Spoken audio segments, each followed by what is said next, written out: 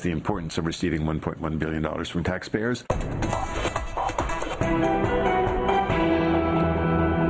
Well, this year marks the 10th anniversary of At Issue. Now, I don't say that as an excuse to bring out the party hats, but I do mention it to say that in that decade, we've only talked about the CBC as an issue once.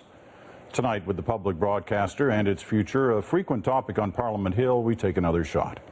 Andrew, Chantel, and Bruce are here, of course, and joining us this week, Althea Raj, Ottawa Bureau Chief for the internet newspaper, The Huffington Post. All right, let's get to it. What's the fundamental issue playing out in Ottawa on the CBC? Bruce.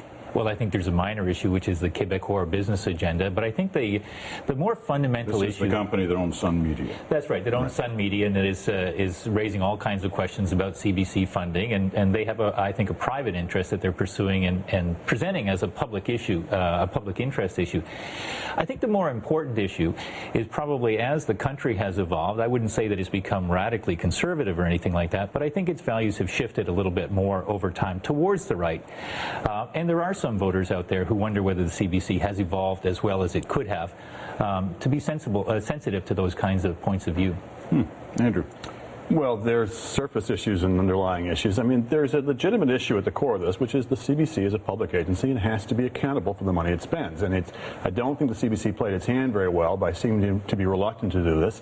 It's fine to say that there are exceptions in the Freedom of Information Act or the Access to Information Act that they're allowed to claim, but they can't claim unilaterally. Somebody has to supervise it, and they should have conceded that point from the start.